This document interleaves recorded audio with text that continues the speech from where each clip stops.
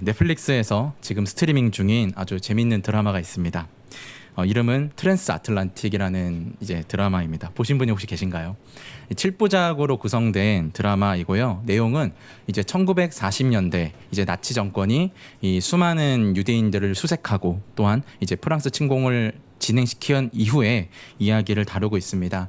이제 앞서서 말씀드렸듯이 나치당이 주로 했던 것은 이제 헝가리나 이런 동유럽 쪽에서 이제 주로 유대인을 색출했던 그 작업을 이제 프랑스 국경까지 넘었기 때문에 프랑스 내부에 있는 수많은 사람들을 이제 색출하고 특히 유대인을 잡아서 이제 정말 무자비하게 죽이려는 그 음모를 하기 위해서 진행하는 시대적 배경을 가지고 있습니다. 여기 등장하는 인물들은 물론 배우고 하지만 실존 인물들이고요.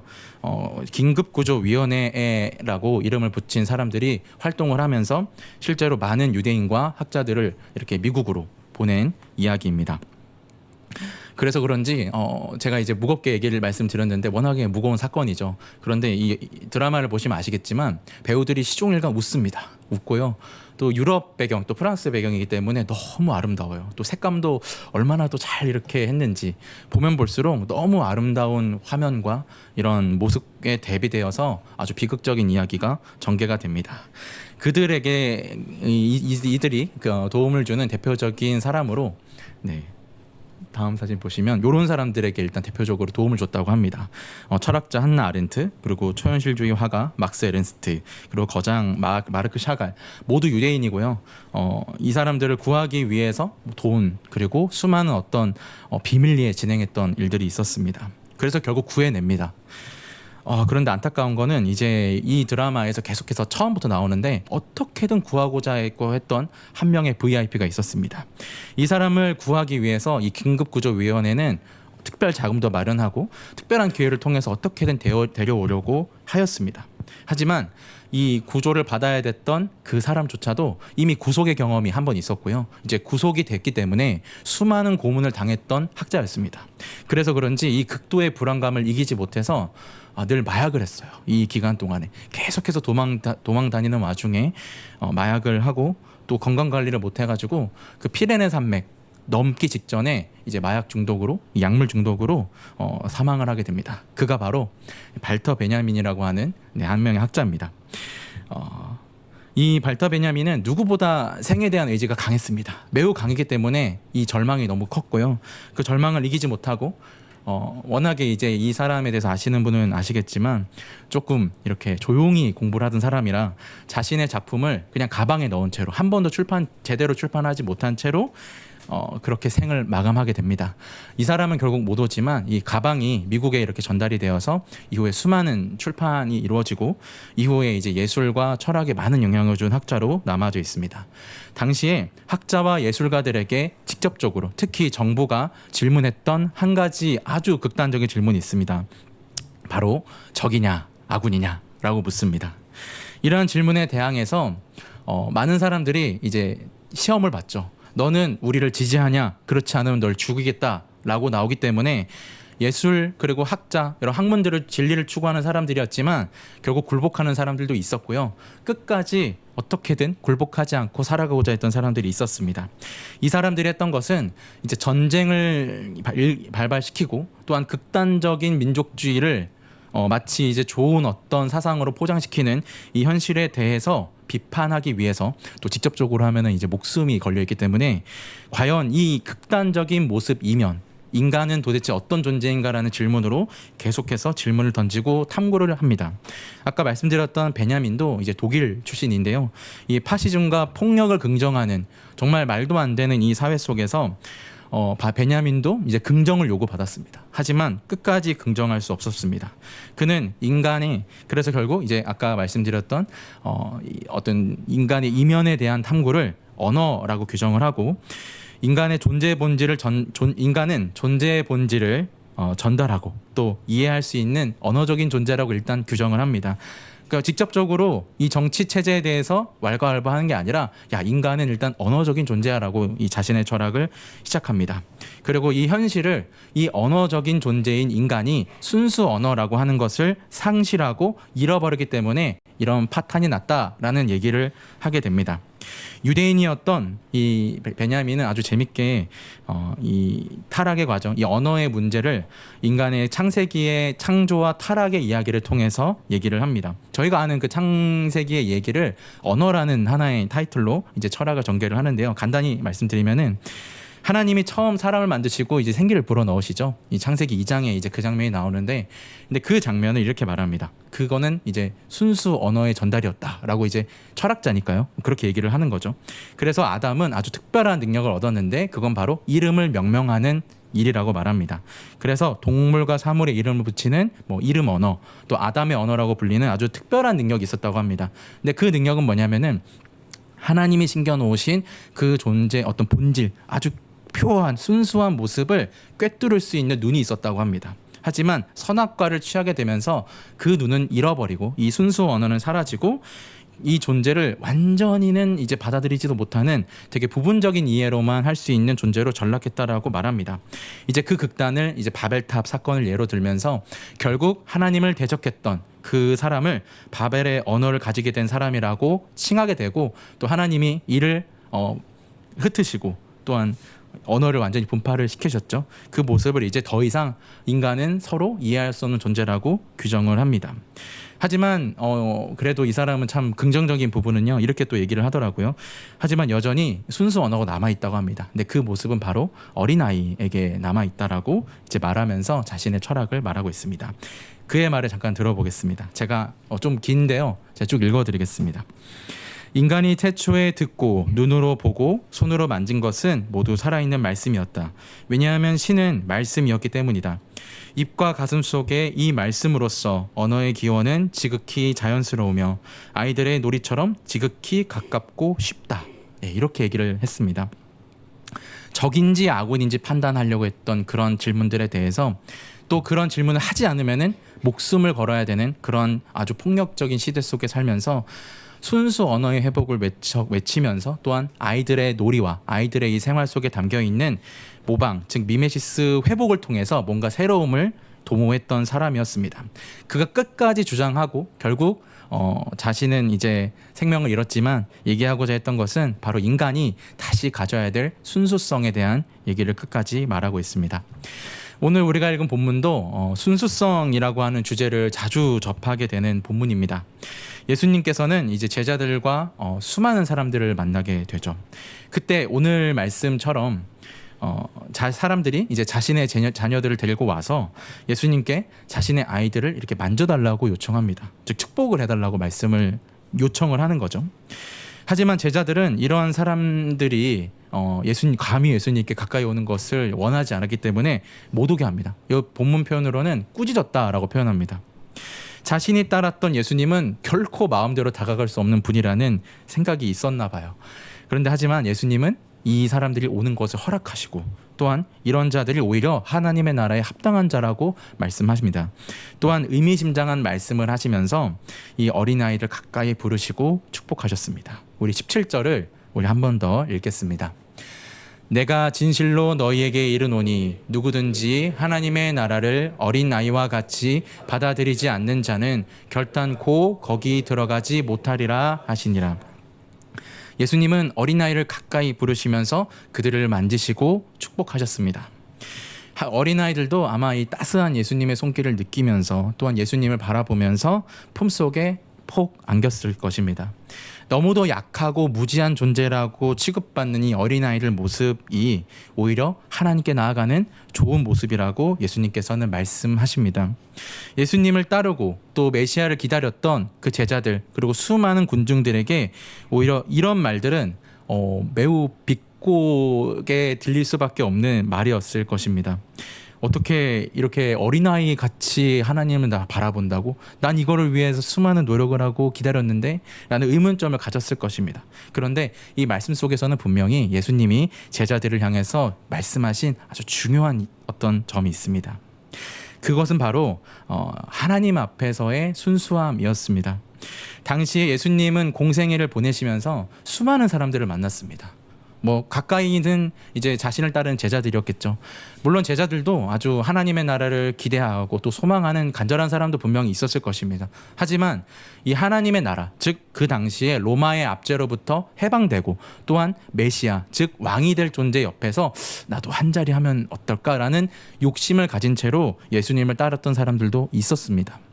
또한 겉으로는 너무 경건했던 그 종교 지도자들, 겉으로는 예수님을 마치 말씀을 통해서 부정하려고 했던 그 모습은 결국 자신의 종교적인 권력을 위해서 또한 자신의 이 자리를 지키기 위해서 끝까지 예수님을 부정했던 사람들도 있었습니다.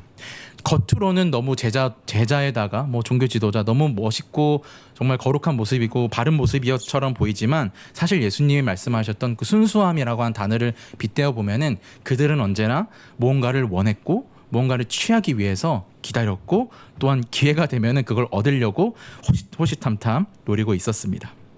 그런 의미에서 예수님은 그것을 꿰뚫어 보시고 어린 아이들처럼 하나님의 나라를 받아들이지 않는다면은 하나님의 나라에 결코 들어갈 수 없다고 말씀하고 계신 겁니다.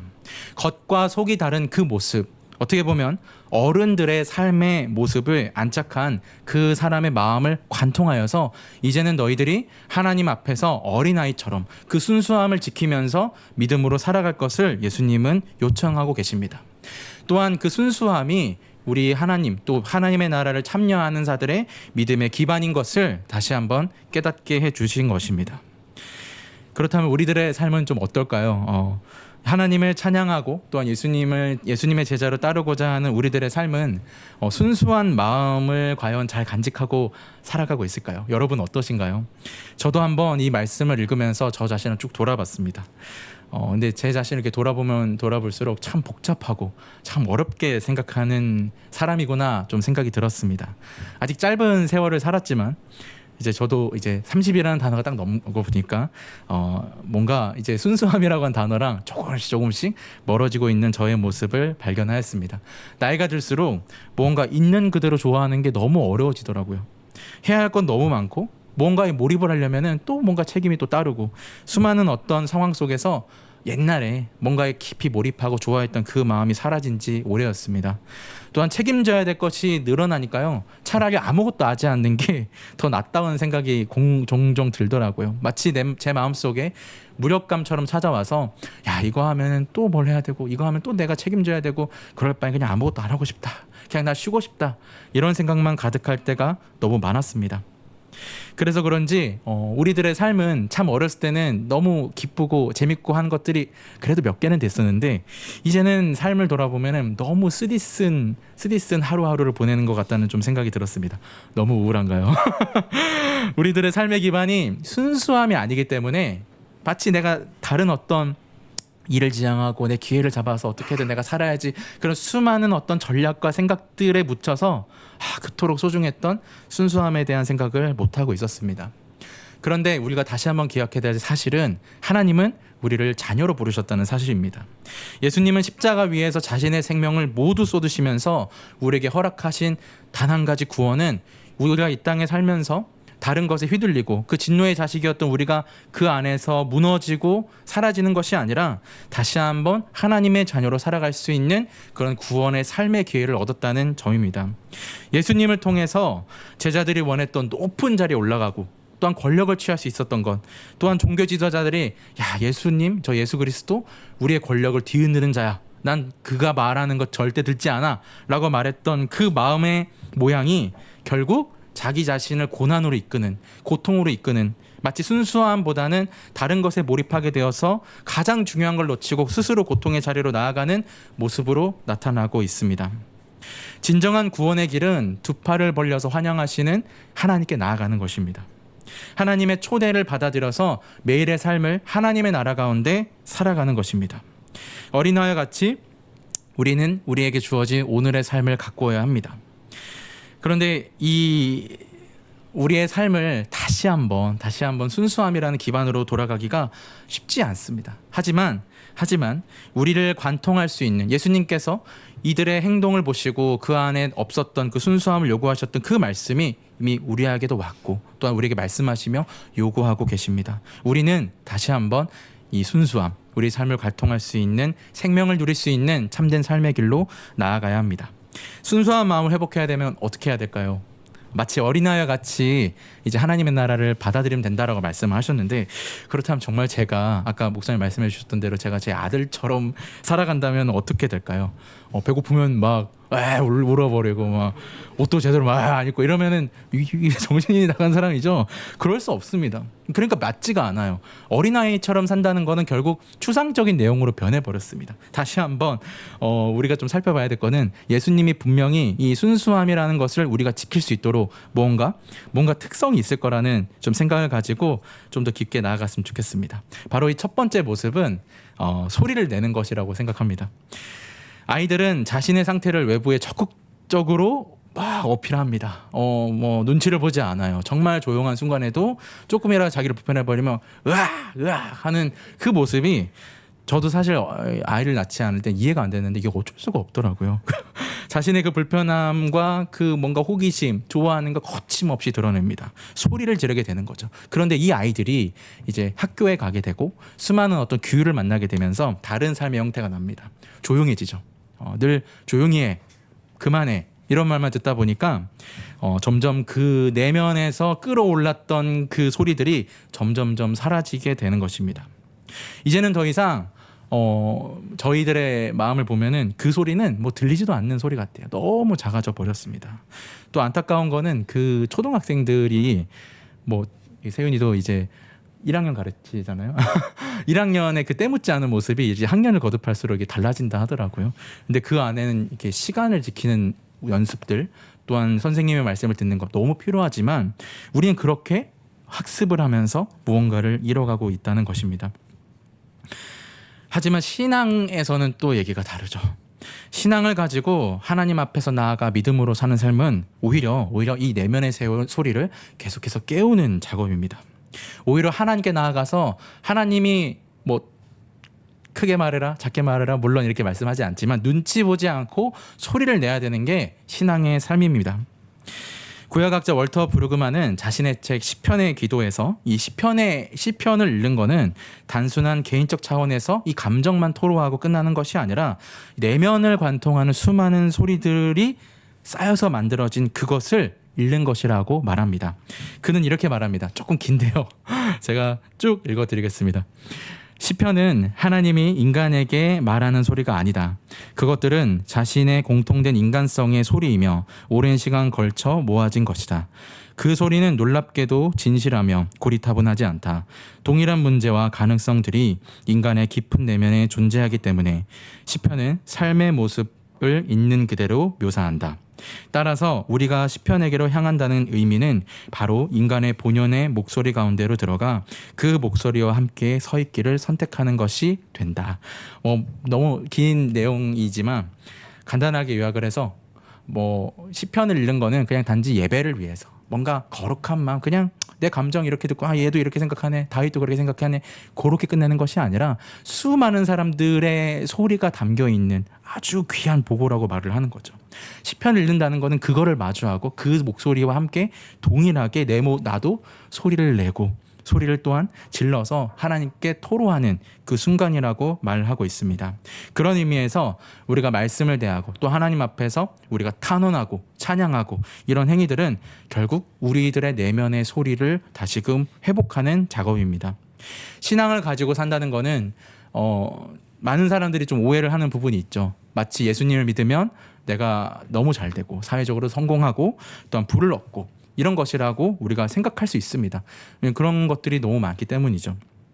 하지만 여기서 알 수 있는 거는, 신앙으로 산다는 것은 바로 이 내면의 소리, 그 내면의 깊은 차원을 깨어서 그 내면에 있는 아픔을 쏟아내서 하나님께 드리고, 또한 타인이 그런 고통을 당하고 있다면은 그걸 외면하지 않는 새로운 차원의 삶을 사는 것입니다.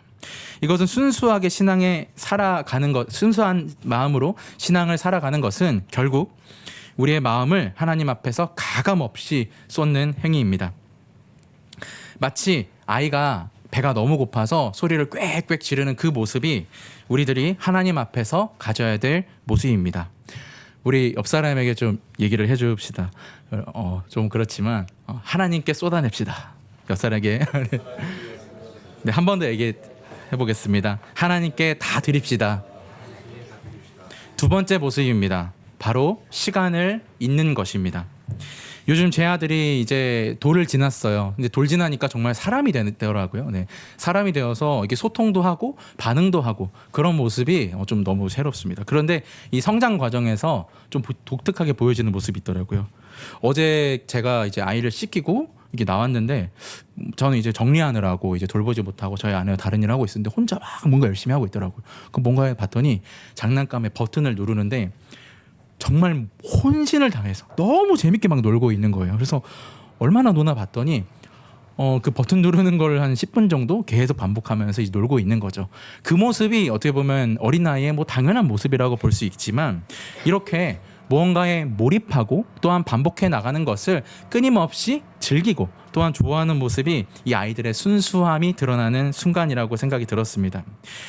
근데 이제 아까 말씀드렸던 우리가 학교나 사회에 나가면은 그런 반복적인 모습을 계속해서 보이면은 좀 혼날 수도 있죠. 어떻게 보면 이제 제가 해야 될 것도 해야 되고 가야 될 것도 가야 되는데 내가 좋아하는 것만 하게 되면은 이제 문제가 발생합니다. 쉬는 시간 이후에는 수업 장소에 들어가야 되고요. 주말 이후에는 출근을 해야 됩니다. 우리는 계속해서 시간의 반복 속에서 우리가 그동안 몰입하던 습관이 아니라 계속해서 뭔가 해야 되는 주어지는 일상을 살아가게 되는 거죠. 하지만 우리들의 삶도 이 세상의 시간, 뭔가 일과가 반복되고 어려움 속에 있는 그 시간 속에서만 있다면은 하나님 안에서의 그 진정한 신앙의 삶을 누리기가 어렵습니다. 물론 나이에 맞게 해야 될 것들이 존재합니다. 또한 미래에 다가올 위협들을 생각을 하면은 너무나도 오늘을 집중하며 살기보다는 내일의 두려움과 불안 속에서 살아갈 수밖에 없습니다. 예수님은 이런 것을 무엇이라고 말씀하시냐면은 바로 무거운 짐을 지고 산다고 표현합니다. 내일을 염려하고 근심하는 이들에게 예수님께서는 이렇게 말씀하십니다. 우리 말씀을 읽겠습니다. 네, 그러므로 시작하겠습니다. 시작. 그러므로 내일 일을 위하여 염려하지 말라. 내일 일은 내일이 염려할 것이요 한날의 괴로움은 그날로 족하니라. 아멘. 하나님을 신뢰하며 사는 삶은 주어진 것에 집중하며 살아가는 삶입니다. 다가올 미래라는 불안과 두려움은 모두 하나님께 맡겨야 됩니다. 마치 어린아이들이 자신의 놀이를 놀다가 다른 것에 뭐 신경을 못 쓰는 거는 너무 당연하죠. 제가 지은이한테 뭔가 야, 너 이제 곧 밥 먹어야 되니까 가서 손 씻고 와. 이렇게 뭐 그런 차원의 아직 성장이 없기 때문에 그냥 자기 할 일 하다가 제가 씻기고 밥 먹이고 이런 거죠. 마치 우리가 하나님 앞에서 몰입하고 또한 집중하며 사는 삶은 미래를 걱정하며 또 불안하고 뭔가 두려워하고 그렇게 미래를 향해서 살아가는 삶이 아니라 우리의 삶의 초점을 현재로 맞춰서 우리에게 주어진 일들 또한 내 옆에 있는 사랑하는 사람들을 돌보고 내 삶을 가꾸어 나가는 것이 오히려 하나님 앞에서 순수한 마음으로 살아가는 모습입니다. 사랑하는 여러분, 우리가 살아가는 이 땅은 여전히 수많은 고통과 고난과 아픔으로 얼룩진 삶입니다. 전쟁과 폭력을 긍정하였던 세상이 20세기 초반에 제가 얘기를 하면서 설교를 시작을 했는데 그 모습이 아직까지 이어지고 있죠. 우리가 살아가는 삶은 물질주의와 자본주의에 팽배하여서 너무 해야 될 것도 많고 또 맡겨진 일들도 많고 또 조금이라도 놓치면은 금세 위기가 금방 찾아오는 삶입니다. 우리가 이런 삶에서 어린아이와 같은 신앙을 가지고 살아가는 것은 분명히 어렵습니다. 쉽지 않습니다. 하지만 예수님께서는 아주 강하게 우리에게 말씀하십니다. 어린아이와 같이 하나님의 나라를 받아들이지 않으면은 하나님의 나라에 결코 합당하지 않다. 결코 들어갈 수 없다고 말씀하십니다. 우리는 분명 고통 가운데 살고 있지만 하나님 앞에서는 어린아이와 같은 마음과 태도로 살아가야 합니다. 어린아이와 같이 하나님 앞에서 모든 것을 쏟아낼 수 있는 용기를 가지시기를 바랍니다. 하나님은 지금 이 순간도 우리와 함께 하시며 우리의 세미한 고통과 신음을 들으시며 우리의 이야기를 들으시는 분이십니다. 하나님이 허락하신 이 현재에 집중하시기를 바랍니다. 미래를 걱정한다 한들 저희가 뭐 몇 분 뒤에 있을, 몇 초 뒤에 있을 미래를 알 수 없는 존재입니다. 그렇다고 우리가 아무것도 뭐 대비하지 않잖아요. 그런데 너무 대비하다 못해 그것조차도 하나님께 드릴 수 없는 지경에 이르려면은 결국 고통과 불안과 그 무거운 짐을 안고 살아가는 삶으로 살아갈 것입니다. 이 두려움과 불안으로 뒤섞일 수밖에 없는 미래를 모두 하나님께 드리고 이제는 지금 현재를 살아가는 우리 모두가 될 수 있기를 바랍니다. 예수님이 말씀하신 그 순수한 마음, 어린아이 같은 신앙이 우리 삶에 있기를 소망합니다. 어느 사회든 어린이에 대해서 긍정적으로 여기는 이 사회 풍토는 오히려 현대에 왔다고 합니다. 아마도 오늘 나눈 말씀에서의 내용처럼 제자들 앞에서 이 어린아이와 같은 존재가 되지 않으면, 어린아이와 같은 태도를 가지지 않으면은 하나님의 나라에 들어올 수 없다는 것 제자들은 듣고는 매우 화가 났을 거예요. 아니 어딜 감히 저런 꼬맹이를 나랑 빗대? 하지만 오늘은 예수님은 그걸 다 아시고 말씀하시는 겁니다. 우리의 삶의 차원을 넘어서서 함께 하시는 그 주님을 바라보시기를 바랍니다. 그 순수함을 지향하고 하나님 앞에서 더 깨끗함을 지향하신다면은 지금의 삶은 뭐 바뀌진 않을 수도 있어요. 겉으로는 바뀌지 않을 수도 있어도 세차게 다가오는 그 바람들 또한 순간순간 다가오는 위기들 가운데 우리가 조금 더 초연해지고 더 나은 삶을 살 수 있을 것입니다. 이러한 삶의 은혜가 또 삶이 우리 가운데 있기를 소망합니다. 네, 함께 기도드리겠습니다. 들으신 말씀을 기억하시면서 잠시 기도드리겠습니다. 하나님, 우리가 주님을 바라보며 또 주님을 의지하면서 우리가 믿음으로 살아왔습니다. 하지만 주님, 우리의 삶을 돌아보니 너무나도 계산적이고 또한 하나님 앞에 드리지 못한 것들이 참 많습니다. 하나님, 이 말씀 가운데 나아가 우리가 하나님 앞에서 시간을 잊은 채로 또한 주님 앞에 어린아이와 같은 마음으로, 순수한 마음으로 우리가 살아갈 수 있기를 원합니다. 우리가 꽉 붙잡고 놓지 않은 것들을 주님 놓게 하시고, 주님, 우리가 주님께 모두 드리오니 우리의 삶을 인도하시며 하나 우리에게 순수한 마음을 허락해달라고 간절히 소망하며 기도드리겠습니다.